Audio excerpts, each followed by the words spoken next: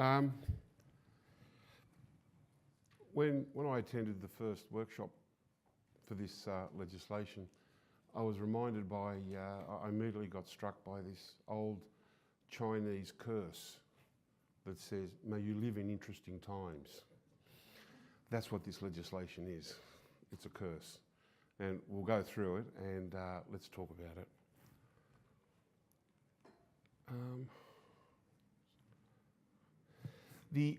What we're going to cover now, we actually, the NBA held its CPD program for consultants last Monday, and the topic that we're going to discuss now was basically, took 2 hours at the consultants group, but we'll try and condense that and take the eyes out of it in 20 minutes. Everyone's talking about these inspectors, so I'm going to talk about the inspectors and the report formats. Everyone's wondering where these inspectors are going to come from. The legislation has actually identified 9 organisations that will establish, this is the theory, that will establish strata panels, inspection strata panels. So the organisation has to identify its own inspectors within its organisation, accredit them, and then put them onto these strata panels that developers will be able to go to. So if you wanted to take an inspector from the NBA or from the HIA, you'd go, I imagine, to their website, have a look at the strata panels, and then pick an inspector from there, subject to the criteria, is what Colin said earlier, that you have no connection with them. So each of these organisations are setting those up at the moment. I can say from the NBA, we're taking a little bit of a watching brief. We anticipate setting up some panels, and we want to see what the industry is going to do, because we've got some issues with the legislation as a main, and we can talk about in the question time. So that's where the inspectors will come from there. The fact of how we train them up and how we accredit them is going to be a separate issue altogether. We're trying to get our head around that. Now, one of the things inspectors always whinge about, or building consultants whinge about when they're told to go and inspect a building, is they never have sufficient documentation. They're normally thrown a strata plan and they say, here, go and inspect the building, here it is, and this is what you get. But as Colin has said, to get your OC, you've got to put in your 2% bond, but also now, this level of documentation has to be provided by the developer. Now the question is, how is that documentation going to be provided? The current thinking is by the Office of Fair Trading that there will be an electronic portal, that the developer will be able to uplift all those documents into this electronic portal, and then the nominated inspector, once he gets approved, will have access to that portal. So he can pull down whatever documents he needs. Now, you can see the shopping list there, and I've only condensed some of those items. Some of the things that you're going to have to provide are going to be really fascinating, and we're going to cherish looking for these documents. Some of them being the alternate solutions that are identified if you have a non-compliance with the BCA. They want those documents. They've got to be uplifted. The interesting question I think that Chris raised, I think I was talking to Chris, that what if the developer can't upload all the documents? Well, he doesn't have them in his possession at the moment. As-built, as you know, are forever a long time to take. So that'll be interesting to see. But that's the theory at the moment of how it is to operate. The Act itself talks about one inspector, which is great. That's really good and really helpful. But there's a real concept around here that at the meetings with the OFT, we said, listen, a competent inspector, when he goes to investigate a building, has to understand that he doesn't know everything. You can't have a building guy walking around and commenting on structural or fire or electrical or BCA. So that raises the concept then of secondary consultants. We said, look, if you want the building inspected properly, you just can't get a building guy to go out there. He's going to need an engineer. Colin raised the issue of the cracking, which is perfect. As a building consultant, I'd go out there and I'd have a look at it and I'd say, I think I need help. You know, how big a problem it is, I don't know. Might need an engineer to look over my shoulder to make sure I get it right. So all these consultants are now, there's another layer are going to be added. You've got your fire, your BCA, your electrical, and so forth. So two things start rolling through my mind when I started looking at all that, having done these processes before where we have to go and knock on every door and gain access, and you've got a gaggle of consultants with you. You've got to try and organise access for all these people. You have to manage these people. But then again, the cost of all this is going to be at the feet of the developer. So this is going to add to the process, add to the cost, and add to the complexity of trying to understand how we get into units and actually inspect them. So once we overcome all that, and the other issue we've got to think about as consultants is, when do you call these people in? Do you call these people in, this is from the consultant's point of view now, do I call these guys in the minute I get appointed? Or do I at least go and inspect some of the building and say, well, it's not that bad, I don't need an engineer? I won't know, and these are the issues that we're just trying to grapple with at the moment. What are we inspecting? Defective work. Now, I will certainly not enter into Colin's area about what is defective work, but a defect will be identified as a breach of basically the Home Building Act, the warranties, if it doesn't comply with that. So that's what we'll be looking for in our inspection regime. Now, let's get to the nitty-gritty, the form of the interim report. I need to give you a little bit of background as to how this came about, and I do apologise if you're aware of this.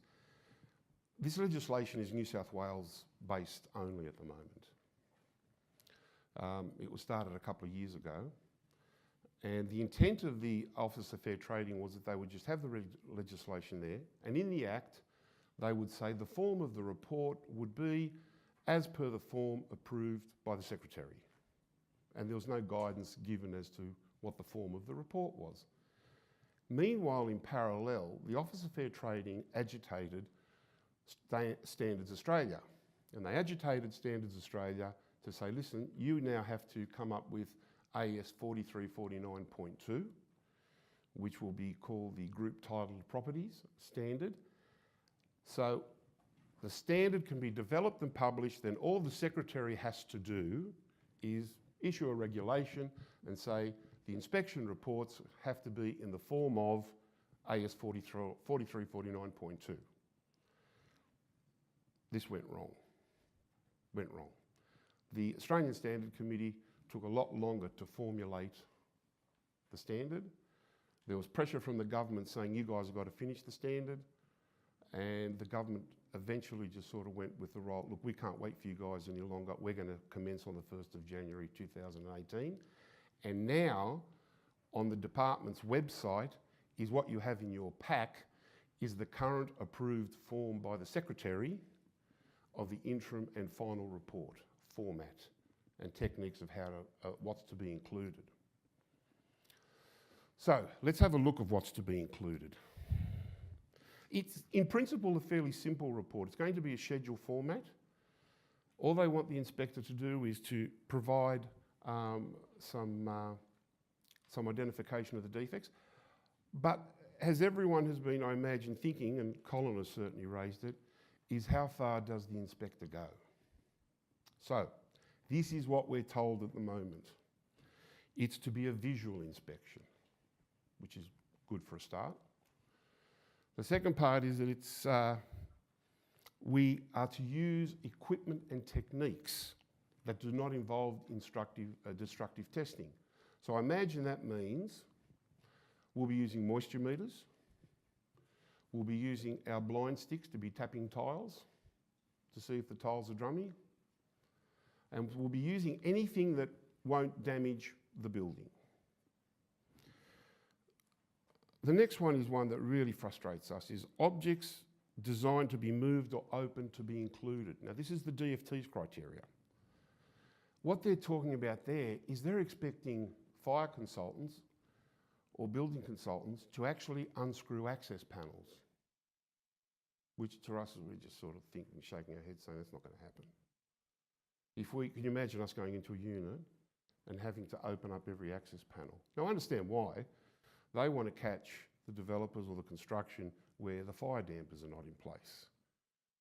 That's one of the biggest problems we find in inspecting is fire issues. And the fire dampers are not in the right place. They're not sealed properly and so forth. But to do that, you've got to open up the inspection panel for that. They want us to be able to test anything, to move it around, so as long as it doesn't break.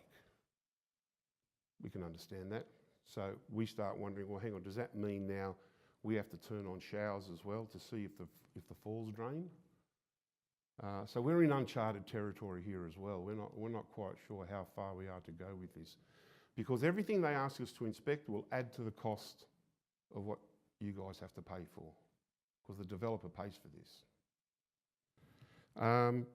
The last two are sensible ones, I think.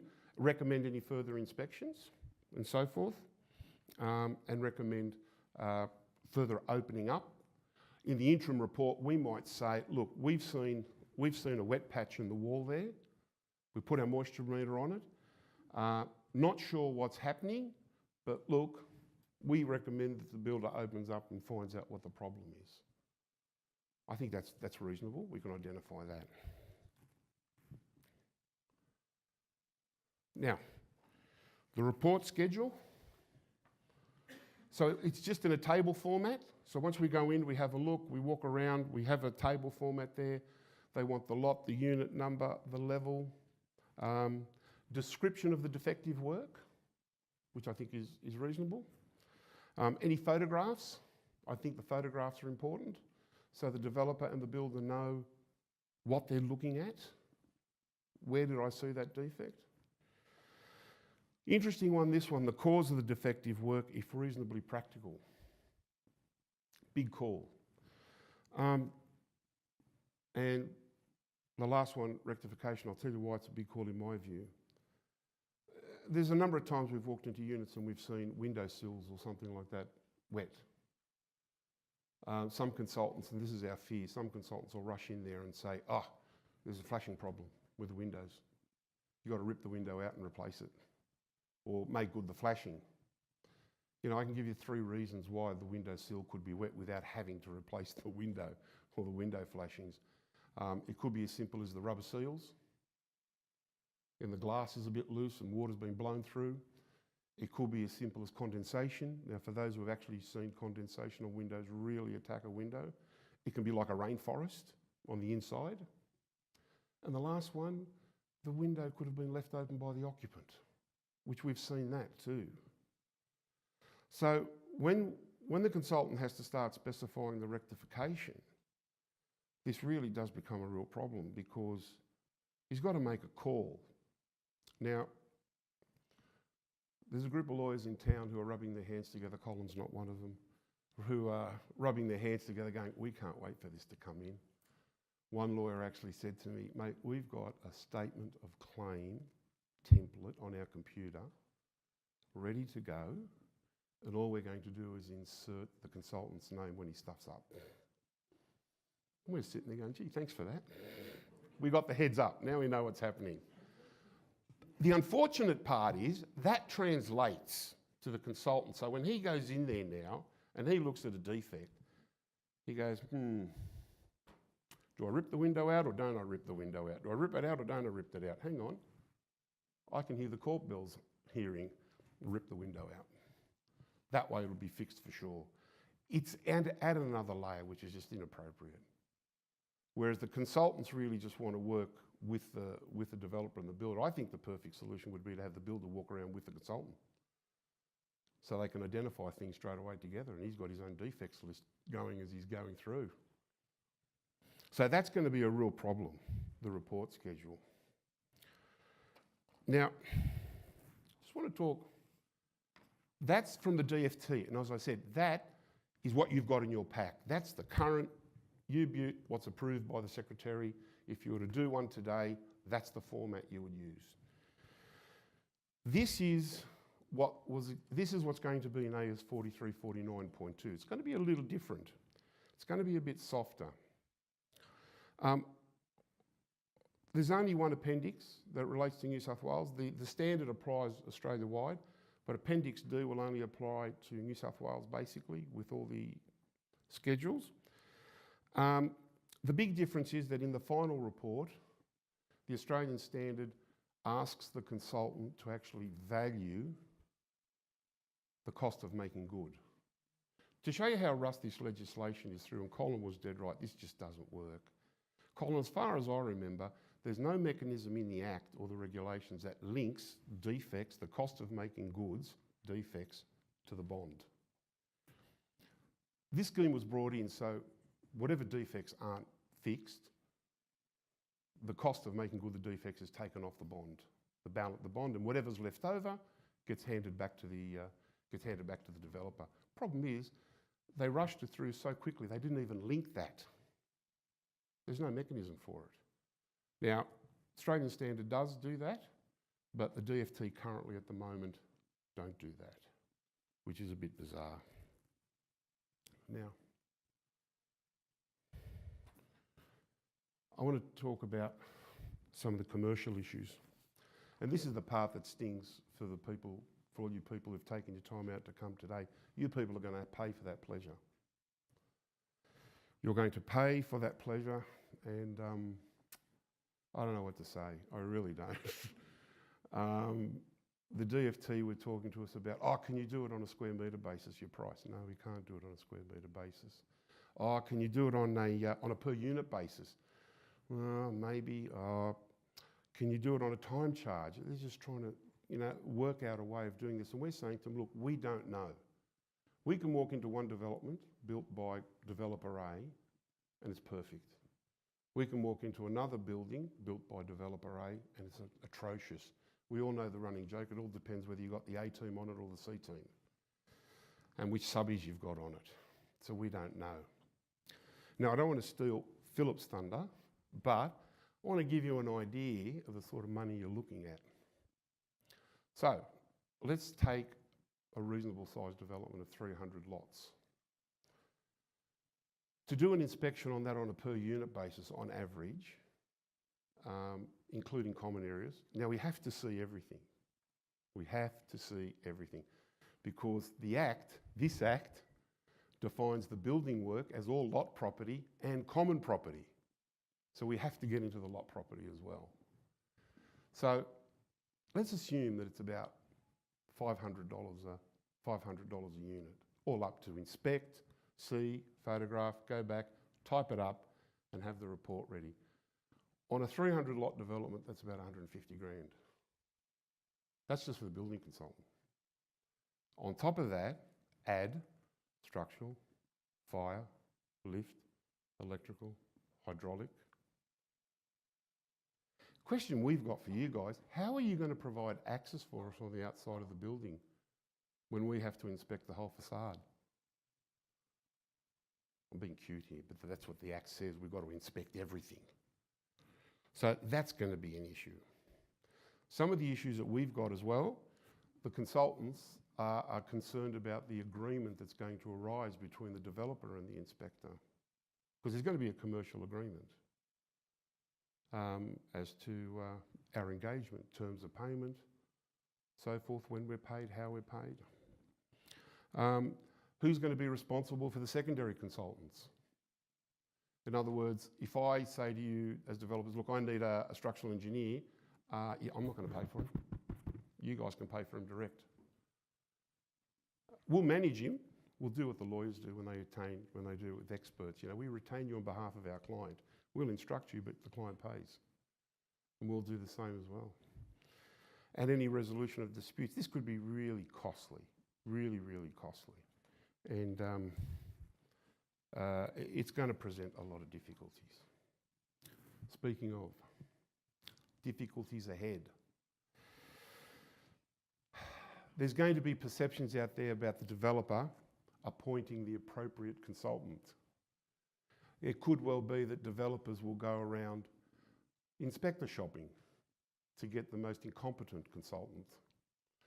Because we were saying, because if you're incompetent, that means you're not going to pick everything up, and that's what the developer wants. The less defects, the better. So we jokingly were talking about in the CPD program that if you do get nominated, you're in trouble. This is what the market thinks of you. the implications of these type of inspections, yet as consultants, we get to work out really what the implications are on our PI. Because, you know, when you sort of go to your PI guy, oh, I'm just going to do an inspection for a building. Oh, that's great. How many units? Oh, 400. Really? How much is that going to cost? One of the issues, another hurdle that we're having, is that some of our consultants across the board are thinking, this is fantastic. This is great. I want to be part of the panel. And we're sort of saying to them, buddy, just wait. You know, we are trying to make sure that the people that do these inspections are competent. You don't want pre-purchase guys, you don't want walk-up guys going and doing multi-story inspections. It's a whole new ball game. I think you all appreciate that. It's different. The process of establishing the Strata panel for the organisations is going to be an issue, because the organisations have to protect themselves in case in case an inspector gets sued. That's going to be an issue.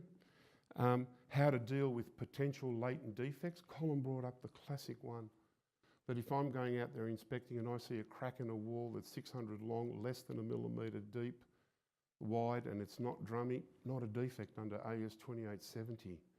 But by the time it gets to the final defect stage, Colin, the crack has grown. Then all of a sudden, that's a defect. How the inspectors are going to protect themselves against that sort of thing.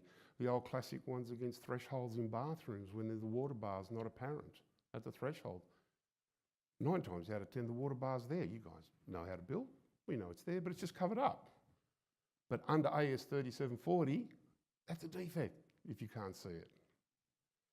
How to specify the appropriate rectification. We're still trying to get our heads around that. We don't know. Depends on what we see. And then also the other major hurdle is going to be the management and the coordination of the secondary consultants. They're going to be difficult issues. I agree with Colin and Chris, these are difficult times. It reminds me of legislation that when the government announced it, everyone just shrugged their shoulders and said, yeah, it's not going to come, it's not going to happen, not going to happen. Well, 2 years later, on the 1st of January, here it is. It's happened. And I have no doubt they're going to make it happen again. They're going to keep pushing forward with this. So I really do applaud Bright and Duggan for what they're doing. They're actually coming forward to you guys and saying, look, here it is.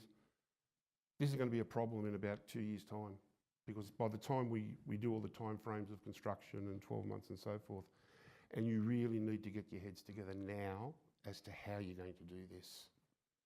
And you really do need to plan for it. You really do need to come on board and think about the strategy, and I think you're in wonderful hands. Thank you very much.